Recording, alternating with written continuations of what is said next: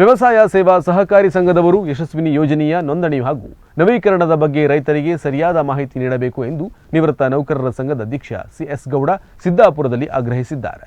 ವ್ಯವಸಾಯ ಸೇವಾ ಸಹಕಾರಿ ಸಂಘದವರು ಯಶಸ್ವಿನಿ ಯೋಜನೆಯ ನೋಂದಣಿ ಹಾಗೂ ನವೀಕರಣದ ಬಗ್ಗೆ ರೈತರಿಗೆ ಸರಿಯಾದ ಮಾಹಿತಿ ನೀಡಬೇಕು ಎಂದು ನಿವೃತ್ತ ನೌಕರ ಸಂಘದ ಅಧ್ಯಕ್ಷ ಸಿಎಸ್ ಗೌಡ ಆಗ್ರಹಿಸಿದ್ದಾರೆ. ಯಶಸ್ವಿನಿ ಯೋಜನೆ ಬಹಳಷ್ಟು ಯಶಸ್ವಿಯಾಗಿದೆ. ಮೊದಲೇ ನಿಮಗೆಲ್ಲ ಗೊತ್ತಿದೆ, ರೈತರಿಗೆ ಬಡವರಿಗೆ ಭಾಳ ಸಹಾಯವಾಗುವಂಥ ಒಂದು ಯೋಜನೆ ಆಗಿದೆ. ಅದನ್ನು ಯಾಕೋ ಗೊತ್ತಿಲ್ಲ, ಅದನ್ನು ಕೆಲವು ಸರ್ಕಾರಗಳು ಚೇಂಜ್ ಆದಮೇಲೆ ಆಯ್ತು ಏನೋ ಗೊತ್ತಿಲ್ಲ, ಅದು ಬಂದಾಗಿತ್ತು. ಈಗ ಮತ್ತೆ ಸ್ಟಾರ್ಟ್ ಮಾಡಿದ್ದಾರೆ.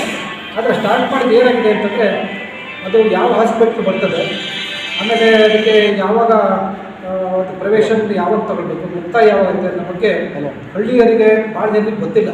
ಸೊಸೈಟಿಯವ್ರಿಗೆ ಕೇಳಿದ್ರೆ ನಾವೆಲ್ಲ ತಿಳಿಸ್ತಾ ಇದ್ದೀವಿ ಅಂತ ಹೇಳ್ತಾ ಇದ್ದೀವಿ. ಈಗ ಮಾರ್ಚ್ 31ಕ್ಕೆ ಅದು ಅವಧಿ ಮುಗಿತದೆ. ರಿನ್ಯೂವಲ್ ಮಾಡ್ಕೊಳ್ಳೋರು ಹೊಸದಾಗಿ ಮಾಡೋರು ಸಹಿತ ಮಾರ್ಚ್ 31 ಮಾಡ್ಕೊಳ್ಬೇಕು.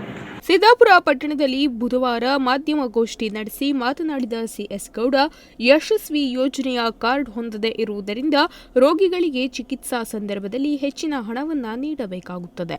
ಹೀಗಾಗಿ ರೈತರಿಗೆ ಸರಿಯಾದಂತಹ ಮಾಹಿತಿ ನೀಡಬೇಕು.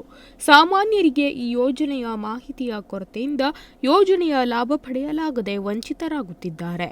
ಯಶಸ್ವಿ ಯೋಜನೆಯ ನೋಂದಣಿ ಮತ್ತು ನವೀಕರಣದ ಬಗ್ಗೆ ಸರಿಯಾದ ಮಾಹಿತಿ ಒದಗಿಸಿಕೊಡಿ ಎಂದು ಆಗ್ರಹಿಸಿದರು. ಆದರೆ ಅವ್ರ ಕಡೆ ನಾವು ತಿಳಿಸಿದ್ದೇವೆ ಅಂತ ಹೇಳ್ತಾರೆ. ಏನಾಯಿತು ಸಹಿತ ಈ ಮಾರ್ಚ್ 31 ಒಳಗೆ ರಿನ್ಯೂವಲ್ ಮಾಡ್ಕೊಳ್ಳೋರು, ಯಶಸ್ವಿನಿ ಮಾಡ್ಕೊಳ್ಳೋರು ಸೊಸೈಟಿಗೆ ಹೋಗಿ ಮಾಡ್ಕೊಳ್ಬೇಕು. ಹೊಸದಾಗಿ ಮಾಡೋರು ಸಹಿತ ಏನು ಡಾಕ್ಯುಮೆಂಟ್ ಬೇಕು ಅಂತ ಕೇಳಿ ಆಧಾರ್ ಕಾರ್ಡು ಮತ್ತು ರೇಷನ್ ಕಾರ್ಡ್ 2 ಇದ್ರೆ. ದಿವಾಕರ್ ನಾಯ್ಕ್, ನುಡಿಸಿರಿ ನ್ಯೂಸ್, ಸಿದ್ದಾಪುರ.